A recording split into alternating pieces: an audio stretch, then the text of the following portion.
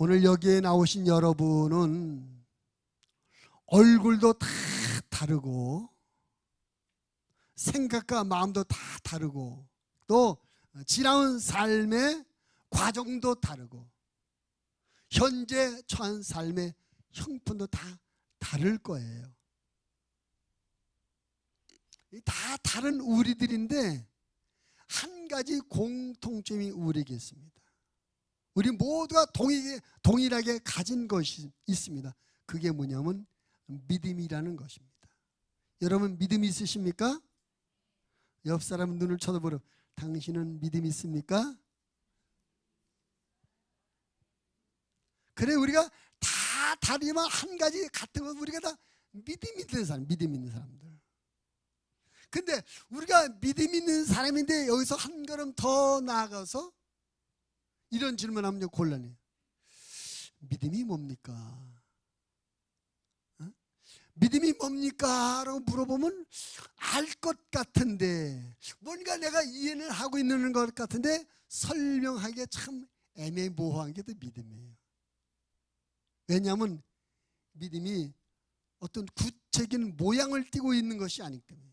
예를 들어서 그 스크린이 뭡니까? 물어본다면 설명할 수. 스크린 하얀 바탕에 네모나고 오랑내락하고 이렇게 눈에 보이니까 보이는 대로 설명할 수가 있는데 이 믿음이라는 것은 형체가 없어요.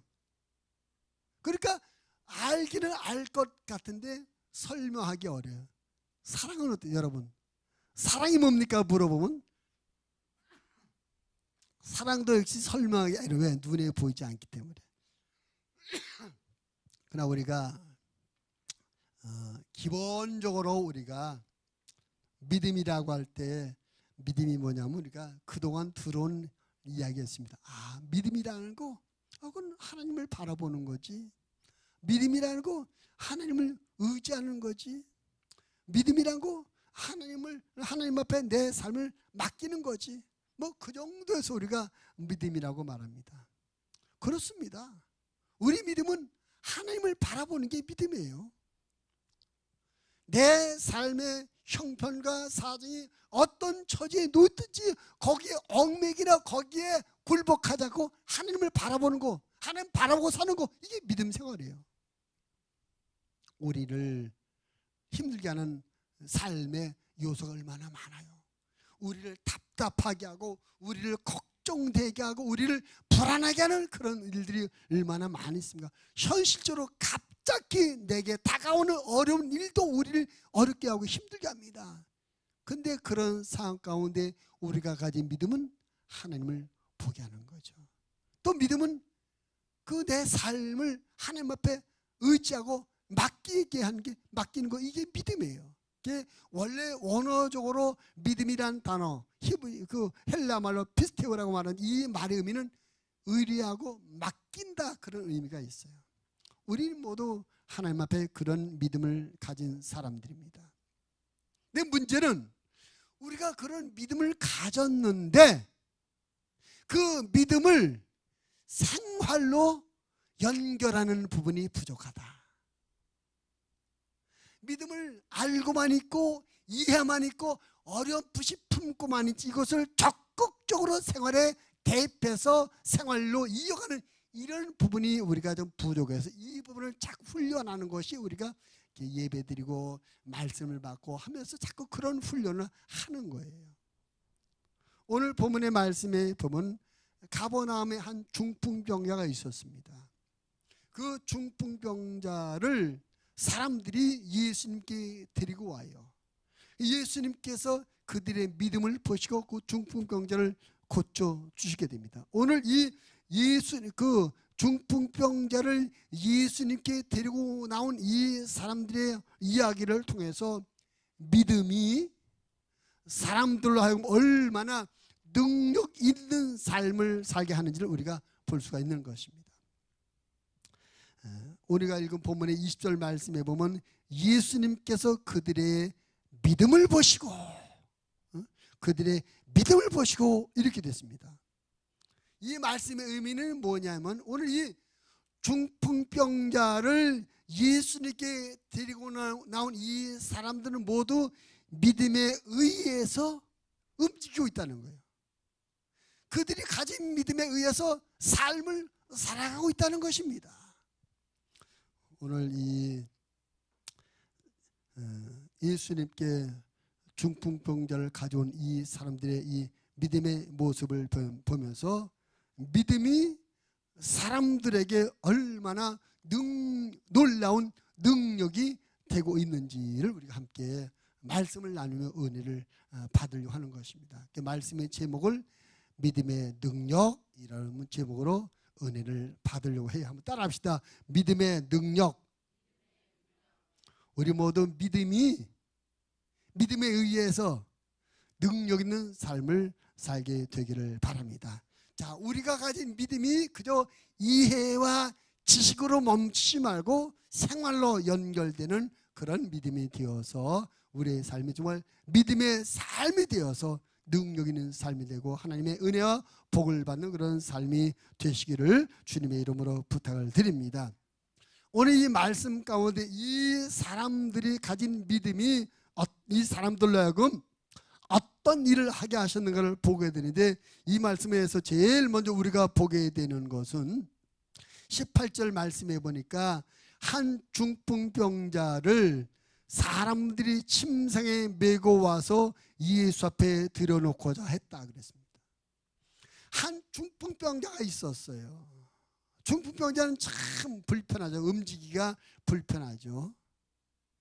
우리가 가끔 이렇게 뭐 운동장이나 어떤 걷는 운동하는 이런 데 보면 가끔 이 중풍으로 고생하는 분들이 아주 힘들게 걸음을 옮겨놓는 걸 볼 수가 있어요. 또 때로 옆에서 부축해서 이렇게 하는 분들, 뭐 지팡이를 짚고 하는 분도 있고 부축해지는 분도 있습니다. 근데 오늘 본문의 말씀에 보니까 한 중풍병자가 있는데 이 사람을 침상에 메고 왔더라요. 그래, 이 중풍병자 현재 상황은 지팡이를 짚고 혼자 걸어갈 수 있는 이런 상황이 아니고 옆에서 한두 사람이 부축해서 움직일 수 있는 그런 상황도 아니라는 거예요. 침대에 뉘어놓고 침대째로 옮겨야 될 정도로 아주 심각한 상황이라는 거죠. 근데 여러분, 현대의학으로 중풍병을 고칩니까? 약간 그 증상을 약화는 시킬 수 있는지 모르지만 완전히 고치기는 힘들어요. 오늘 본문에 나오는 이 사람처럼 완전히 꼼짝 못해서 부축도 못하고 침대째 들어옮겨야 될 정도, 이 정도 심각한 상태라면 포기. 고치는 건 저대로 살다 죽게 내버려 둬야지. 포기할 정도 상황입니다. 근데 이 사람들이 이런 중풍병자를 포기하지 않고 예수님께 데려왔다는 거예요. 그들에게는 이 사람도, 이렇게 심각한 상태의 사람도 예수님께 가면 예수님은 얼마든지 고쳐줄 수가 있어. 이런 믿음에 의해서 이 사람들이 이런 공통된 믿음을 가지고 그 믿음에 의해서 이 사람을 데리고 왔어요. 믿음이란 불가능에 도전하게 합니다. 안 될 것 같아. 이건 틀렸어. 어떻게 그런 일이 있을 수 있어? 그런데 믿음을 가진 사람은 불가능하다고 얘기하지 않습니다. 할 수 있다고 말합니다. 불가능에 도전하게 되는 것입니다. 믿음이 우리로 하여금 그런 능력을 갖게 만들어 주는 것입니다. 자, 여기서 믿음이 우리로 하여금 어떻게 불가능에 도전하게 해줄까요? 믿음이 우리의 마음에 부풀려가지고 우리 마음에 뻥 튀전 부풀어서 우리 마음을 헛바람이 들어가지고 우리 마음에 헛바람이 들어서 불가능에 도전하게 하는 걸까요? 아니면 믿음이 우리로 하면 현실을 무시하는 약간 좀 무지막지한 현실을 무시하게 하는 이런 어떤 무지한 생각을 가져다 주어서 불가능에 도전하게 되는 걸까요? 그게 아니고 믿음은 우리로 하여금 불가능한 현실보다 모든 것이 가능한 하나님을 바라보게 하기 때문에 불가능에 도전하게 되는 것입니다. 이거 분명히 안 되는 일이에요. 절대 일어날 수 없네요. 절대 될 수 없는 일이야. 그런데 하나님을 보면 하나님에게는 불가능이 없습니다. 하나님은 모르시는 게 없습니다. 하나님은 못하시는 게 없습니다. 여기를 보고 나를 보면 안 되고 못해. 근데 하늘을 보니까, 하나님을 생각하니까, 하나님을 바라보니까 안 될 게 없어요. 못할 게 없어요. 해보자, 하자, 이렇게 되는 것입니다. 바라기는 우리의 믿음이 생각만 하는 믿음이 아니라, 가지고만 있는 믿음이 아니라 늘 우리 삶에 혹시라도 불가능한 일을 만났을 때, 내가 감당할 수 없는 어려움을 만났을 때, 이 세상에 그 누가 도와줘도 안 돼, 이런 상황이 되었을 때 하나님을 바라보고 하나님을 의지하고 하나님의 도움을 구하고 하나님 앞에 맡기는 그런 믿음이 되기를 주님의 이름으로 부탁을 드립니다. 우리가 믿음을 가지고만 있고, 우리가 믿음을 가지고만 있고 삶에 적용하지 못한다면 믿지 않는 사람하고 전혀 다를 바가 없는 것입니다. 안 믿는 사람하고 똑같은 거예요. 그러나 우리가 이런 불가능한 상황 가운데 하나님을 바라보고 하나님을 의지하고 도전해 나간다면 우리 하나님의 은혜로 말미암아 우리는 불가능을 현실로 바꾸는, 불가능을 가능케 하는 기적을 경험하게 되리라 믿습니다. 할렐루야.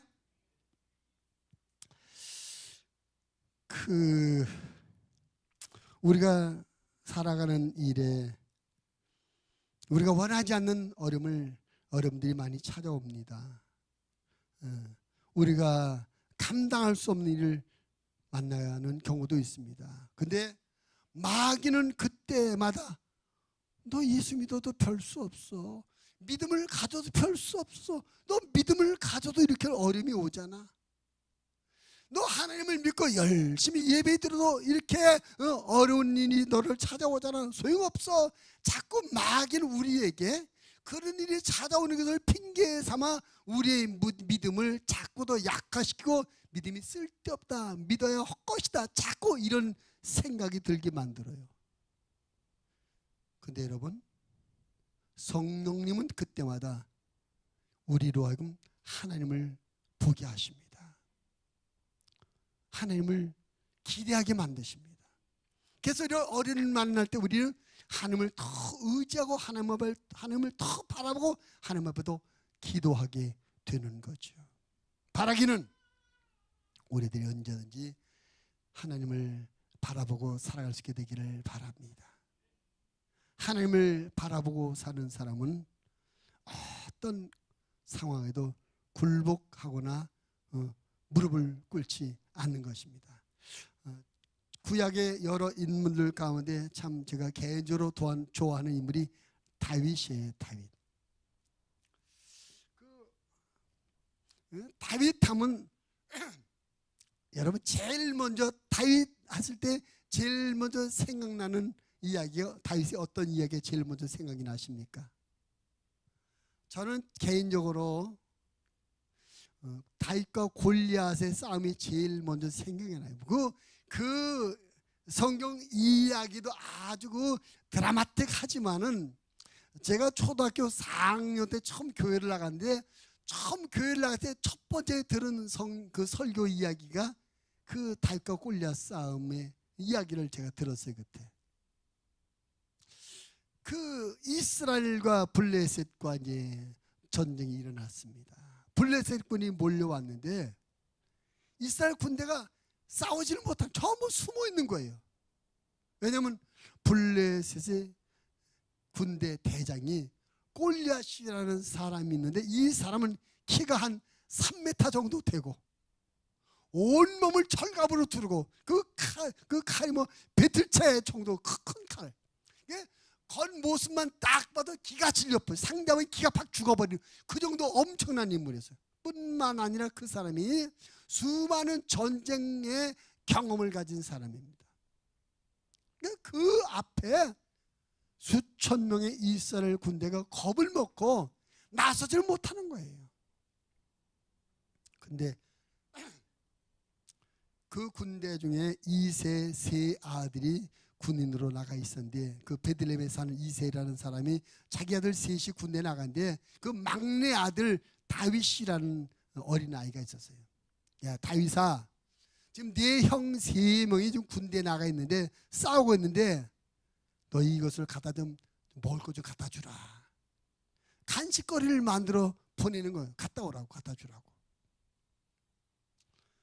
보면은 그 아버지 이세가 이 다윗을 얼마나 인정하지 않는지를 볼 수 있어요. 여러분 같으면 큰 첫째, 둘째, 셋째가 전쟁에 나갔는데 막내 아들을 그 전쟁 때 대단히 중요한 것도 아니고 간식 갖다 주라고 보내겠습니까? 전쟁 때 죽음이 왔다 갔다 하는 그런 곳에. 그러니까 이세는 별로 다윗을 아끼는 마음이 없었던 것 같아요. 아무튼 그 아버지의 명령을 받고 이 다윗이 뭐 떡조가리랑 치즈조가리 싸가지고 가는 겁니다. 가보니까 이 광경을 목한 거예요.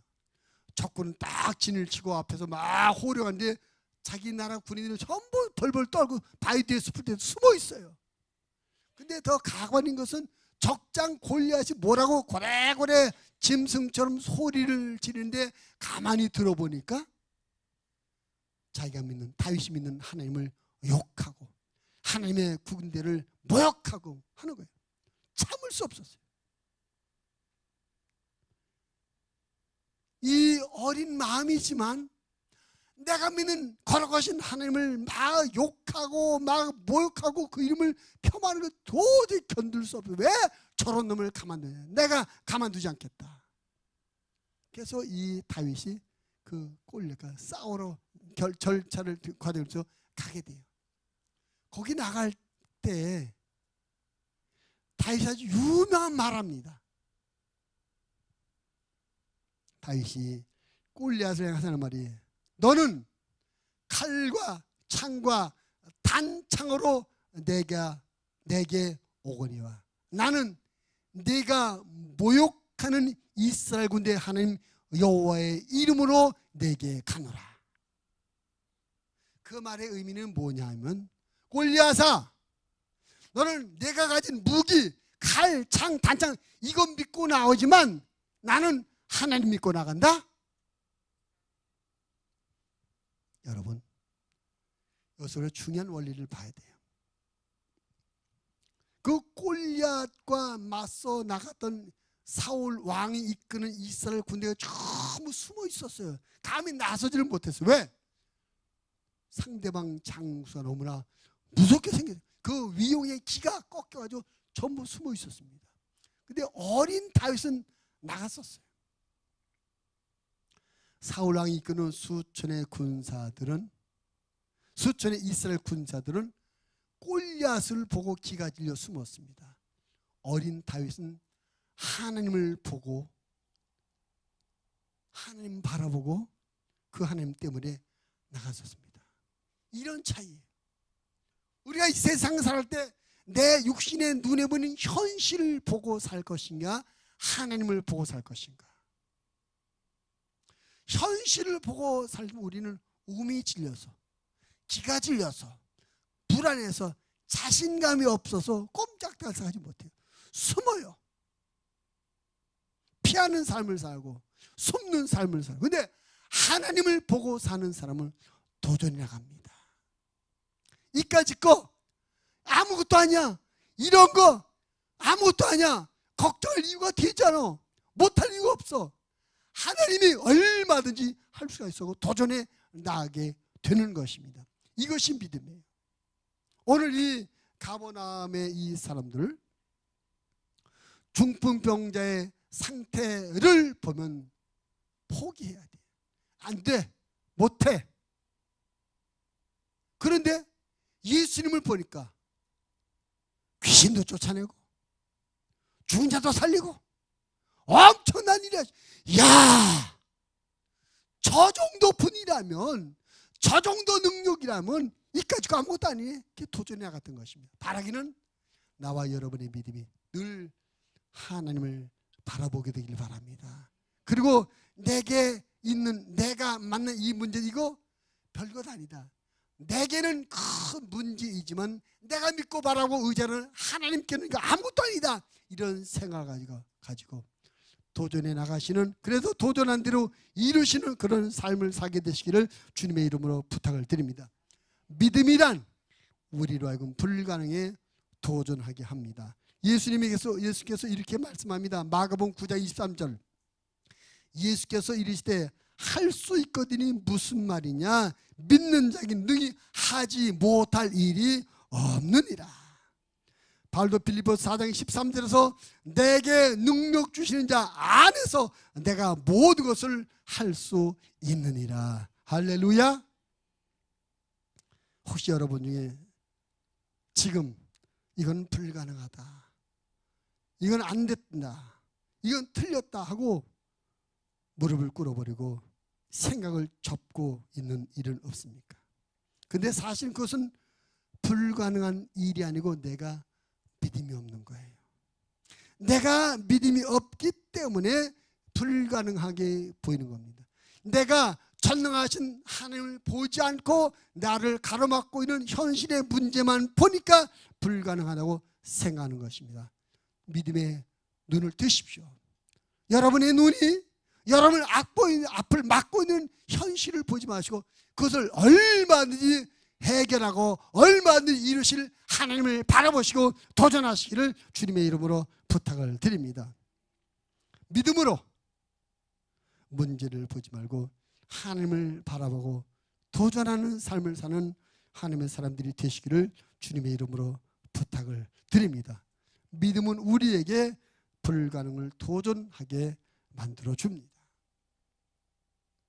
두 번째로 믿음의 능력은 뭐냐? 이제 이렇게 이 사람들이 이 심각한 상태, 아주 중한 상태 있는 중풍병자를 침대째 들고 예수님께 왔어요. 근데 와 보니 아주 상황이 녹록지 않은 상황이었습니다. 17절 말씀해 보니까 17절 같이 읽을까요? 17절 시작.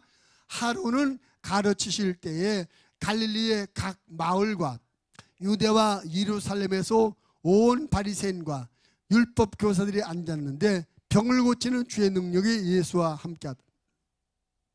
여기 보니까 갈릴리의 각 마을과 유다와 예루살렘에서 온 바리새인과 율법사들이 예수님께 있더라. 그러면서 19절도 같이 봅니다. 시작.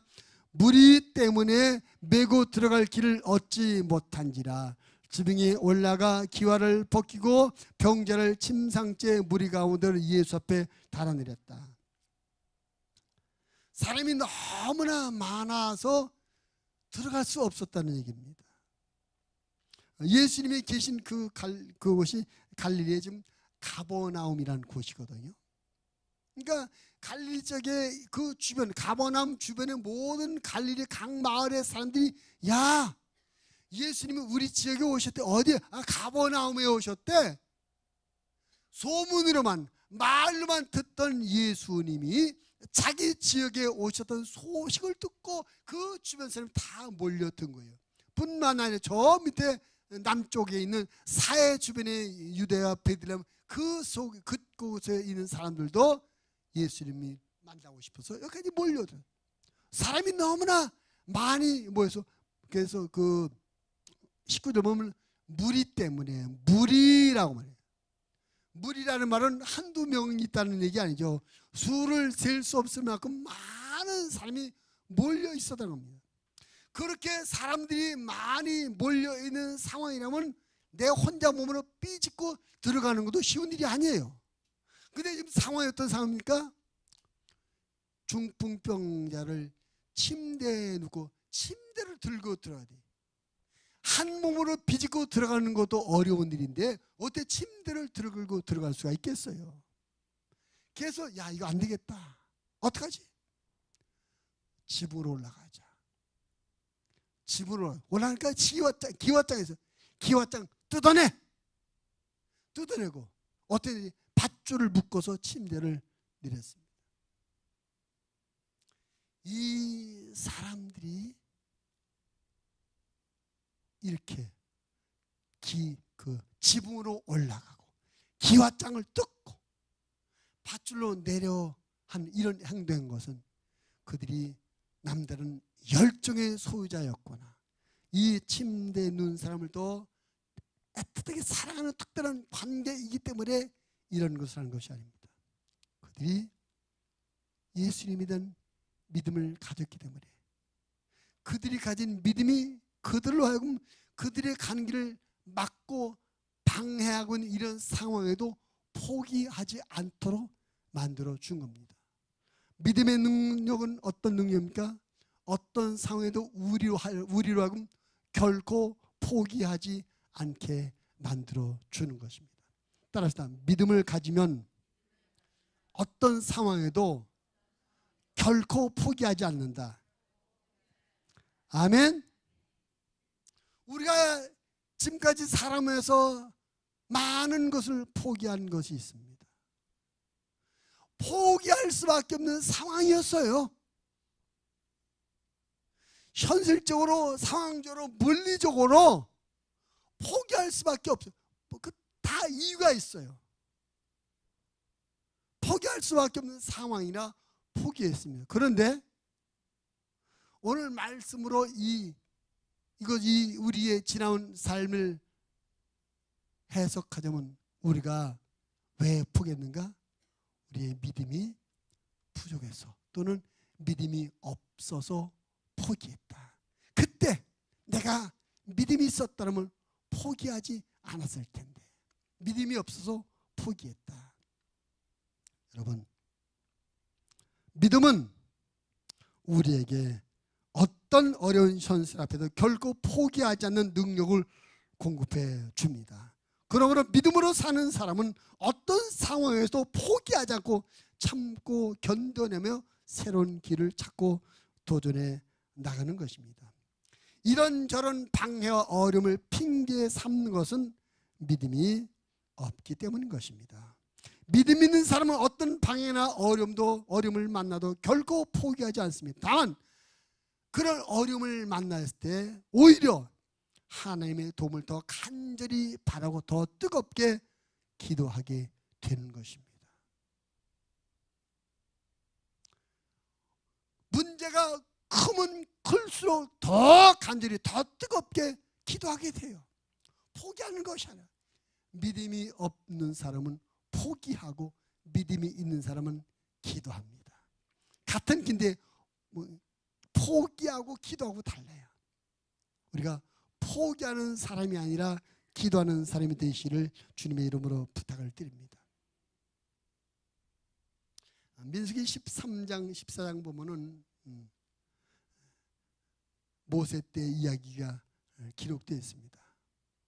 모세가 이스라엘 백성들 이끌고 가나안 땅을 애굽 땅을 나와가지고 광야를 통과해서 광야 끝자락에 와서 이제 가나안 땅을 들어갈 직전입니다.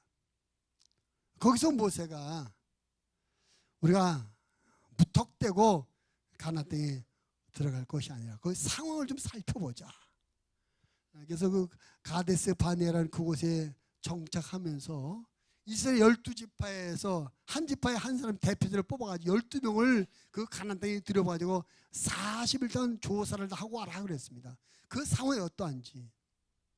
그래서 12명의 그 정탐, 오늘날 말하면 스파이죠. 스파이, 간첩이 가나안 땅에 들어서 구석구석 다 살펴보고 왔어요. 40일 만에 돌아와가지고 모든 이스라엘 백성들 앞에 자기들이 살펴보고 온 바를 보고를 합니다. 그 12명의 10명이 보고를 합니다. 그곳에 가니까 정말 좋습니다. 이 포도도 잘 되고 농사도 잘 되고 참 살기 좋습니다. 그런데 우리는 그곳에 절대 갈 수 없습니다. 좋기는 좋은데 못 갑니다. 왜냐하면 그곳에 사는 원주민들을 보니까 덩치도 크고 우락부락하고 강하고 싸움도 잘하게 생겼어요. 우리들은 그들과 비교할 때 메뚜기 같아요. 그 땅이 아무리 살기 좋으면 뭐합니까? 거기 사는 이미 살고 있는 원주민들이 강하고 큰 사람들 우리가 못 들어가거든요. 안 됩니다. 못합니다. 못 들어간다고 그랬어요. 포기해야 된다고 그랬습니다. 백성들이 그 소식을 듣고 아송을 치면 난리법석합니다. 우리가 애굽에서 나올 때 가나안 땅에 들어간다고 나왔는데 그 가나안 땅에 사는 원주민이 이렇게 크고 강하고 무섭게 생겼다면 우리가 못 들어보니 어떠단 말이냐, 난리가 났어요. 그때 나머지 두 사람이, 여호수아와 갈렙 두 사람이 말합니다. 잠깐 우리 말도 좀 들어보세요. 앞에서 말한 10명이 말한 것처럼 그 땅에 사는 사람은 참 무섭고 강하고 험하게 생겼습니다. 그런데 우리가 여기서 한 가지 생각할 것이 있습니다. 뭐냐면 우리에게는 하나님이 계십니다. 하나님이 우리와 함께 계시기 때문에 그도 우리 밥입니다. 저 사람들은 우리가 메뚜기라고 말했지만 하나님이 함께는 우리에게, 그들은 우리의 밥입니다. 갑시다. 여러분, 믿음이 없는 사람은 안 된다는 이유를 찾고 포기합니다. 그러나 믿음이 있는 사람은 하나님 때문에 할 수 있다고 하고 포기하면 안 된다고 도전해 나가는 것입니다.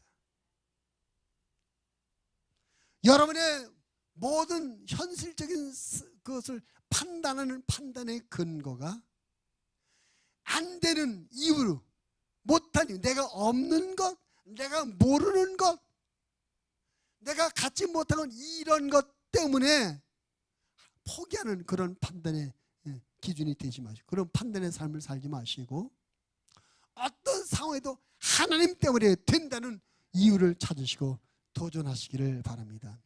믿음이 있는 사람은 결코 포기하지 않습니다. 나는 안 된다, 나는 못한다.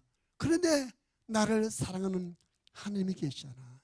그 하나님이 나를 도와주면 안 될 게 어디 있어? 그 하나님이 나를 축복하시면 왜 안 돼? 포기하면 안 된다 하고 도전하며 나아가게 되는 줄로 믿습니다. 바울이 로마서 8장 31절에서 이런 말합니다. 그런즉 이 일에 대하여 우리가 무슨 말 하리요? 만일 하나님이 우리를 위하시면 누가 우리를 대적하리요? 바울이 말합니다. 하나님이 나를 도와주시면, 하나님이 나를 위해 주시면 감히 누가 나에게 맞서겠어? 감히 누가 나를 막겠어? 그래서 바울은 포기하지 않는 거예요. 그 다음에도 그런 말입니다. 로마서 8장 38절 39절. 내가 확신하노니 사망이나 생명이나 천사들이나 권세자들이나 현재일이나 장래일이나 능력이나 높음이나 깊음이나 다른 어떤 피조물이라도 우리를 우리 주 그리스도 예수 안에 있는 하나님의 사랑에서 끊을 수 없으리라. 여러분이 믿으셔야 됩니다. 여러분이 하나님의 자녀입니다. 하나님이 여러분의 아버지십니다. 하나님이 여러분의 보호자이십니다. 하나님께서 여러분을 사랑하시고 하나님께서 여러분을 도와주십니다. 그 하나님을 바라보세요. 그 하나님을 믿으세요. 그 하나님을 의지하세요. 그리고 결코 포기하지 마십시오. 여러분이 가야 할 길을 포기하지 마시고, 여러분이 하고자 하는 것을 포기하지 마시고, 여러분의 행복한 가정을 포기하지 마시고, 여러분의 남편과 아내, 여러분의 자녀 부모를 포기하지 마십시오. 지금은 어려운 상황입니다. 지금은 아주 힘든 상황입니다. 그러나 하나님이 도와주면 회복됩니다. 하나님이 도와주면 치료됩니다. 하나님이 도우시면 이루어집니다. 하나님이 역사하시면 성공되는 것입니다. 포기하지 마시오. 포기하는 것은 믿음이 없는 불신앙적인 행위입니다. 성경 어디에도 우리에게 포기하지 말라고 그랬어요. 하나님께서 도와주셔서 우리의 삶의 모든 것이 극복되며 치료되며 이루어진 걸 믿으시길 바랍니다. 우리 포기하는 것은 마귀에게 속아서 포기하는 거예요. 마귀에게 속아서. 마귀는 너 안 돼. 너는 못해. 하나님이 너 도와줄 줄 알아? 안 도와주셔. 네가 뭐 잘한 게 있어야 도와줘.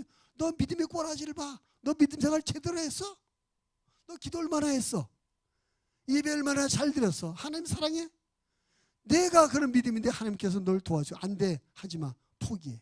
마귀는 자꾸 우리를 속삭여. 근데 여러분 기억하십시오. 마귀가 말하는 게 맞으세요. 내가 믿음의 꼬라지가 형편없지 뭐. 신앙생활 제대로 못했는데요 뭐.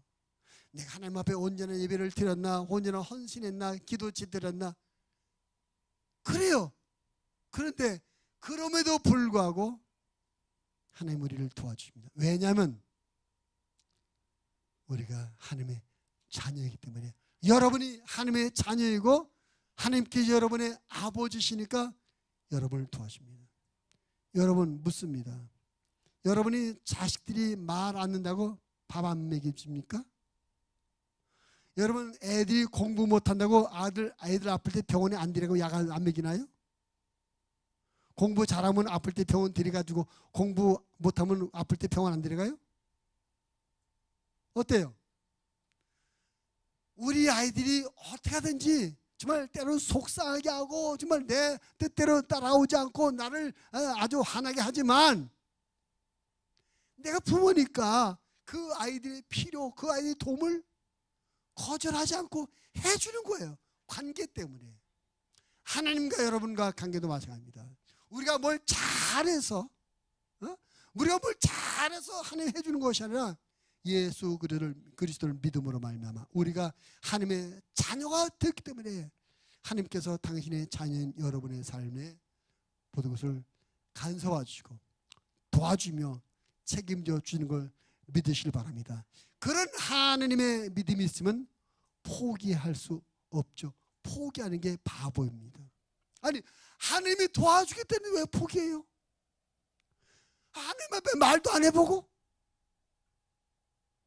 하나님 앞에 한번 부탁도 안 해보고 왜 포기해요? 그 바보 아닙니까? 여러분 그 누가복음 18장에 보면 탕자 이야기 나요. 여러분 잘 아는 탕자 얘기입니다. 어떤 아버지에게 두 아들이 있었는데 작은 아들이 아버지 돌아가시면 저한테 유산 주실 거죠? 그것도 미리 좀 주세요. 미리 주세요. 매일 아버지를 보채니까 아버지가 할 수 없이 이 유산을 미리 줬어요. 미리. 근데 이 작은 아들이 유산을 받은 다음에 가출합니다. 아버지의 간섭을 받지 않는 먼 곳으로 가출해요. 그리고 그 돈 가지고 맨날 술집 다니고 기생집 다니면서 돈 다 써버리고 거지가 돼요. 거지가 되고 먹고 살 것이 없어 남의 집에 머슴으로 들어가서 돼지치는 일을 합니다. 근데 그 집에서 돼지치는 하는 일을 해도 먹을 것을 제대로 주지 않아서 배고파 죽겠어요. 그때 문득 아버지 집을 생각합니다. 야, 우리 아버지 집에도 품꾼들이 많이 있고 그 품꾼들을 배부르게 먹는데 나는 그 아들이 돼가지고 여기서 굶주려 죽는구나. 그래서 기특한 생각이죠. 내가 이제라도 아버지 집으로 가자. 나를 아버지가 아니라 품꾼의 하나로 받아들여 달라고 해야 되겠다고 생각하고 돌아가는 겁니다. 근데 여기서 만약에 이 사람이 근데 나는 안 돼. 나는 이미 큰 죄를 저질렀어. 아버지에게 그렇게 보태서 유산을 미리 달라서 받았으면 이제 아버지에게 더 받을 게 없어. 나 이미 받은 걸 미리 다 받았으니까 가봐야 소용없어. 나 안 돼 하고 포기하고 그냥 주저앉아 있었더라면 아마 그 사람 굶어 죽었을 거예요. 그죠?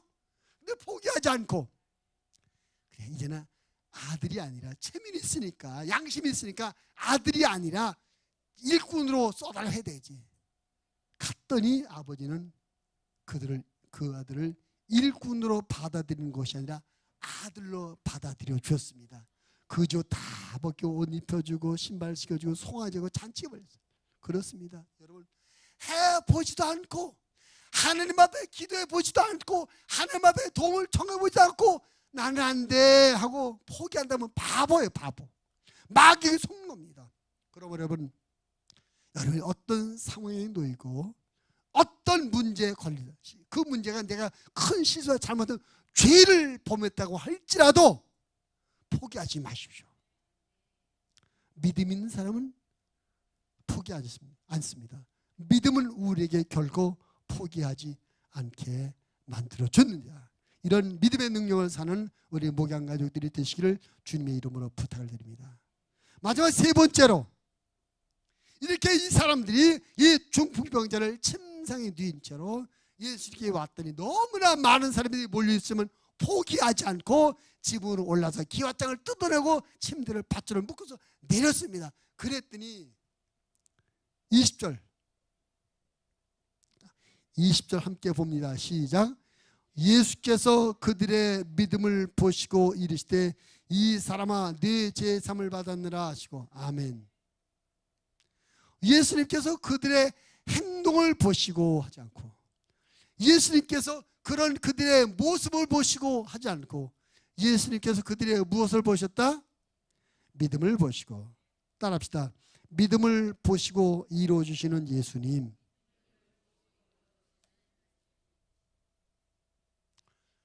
예수님 우리의 행동을 보시는 것이 아니라 믿음을 보십니다. 여러분, 같은 행동을 할지라도 마음이 다를 수가 있어요. 믿음 없이 행동하는 사람이 있고 믿음이 있어, 믿음에 의해서 행동하는 사람이 있어요. 죄송한 이야기입니다만 아마 우리에게는 한 사람도 없겠지만 다른 교회는 지금 이 시간 주일날 예배드리는데 믿음 없이 그냥 예배드리는 사람이 있을 거예요. 우리 목양교회 다 믿음이 있어서 믿음으로 예배드리죠. 하나님께서 우리의 교회에 나와 안전히 우리의 겉모습을 보는 것이 아니라 우리의 믿음을 보셔요. 그리고 믿음대로 우리에게 이루어주십니다. 오늘 이 한 중풍병자를 데려온 사람들이 똑같이 가진 믿음이 어떤 믿음일까요? 이 사람을 예수님께 데려가면 예수님께서 틀림없이 고쳐주실 것이다. 이 사람들이 이 같은 믿음 가졌어요. 예수님이 어떤 믿음 보겠어요? 그 믿음 보신 거죠. 아, 이 친구들이 이 중풍병자 너무나 심각해서 침상에 누워서 꼼짝 못하는 상황임에도 불구하고 이 사람을 내가 고쳐줄 믿고 이 사람을 이렇게 데려왔구나. 그 믿음 보셨어요. 그들의 믿음을 보시고 그들의 믿음대로 이 중풍병자를 고쳐주었습니다. 좌우로 고개를 들어서 상대방이 한번 머리부터 발끝까지 쏙 내려다 보십시오.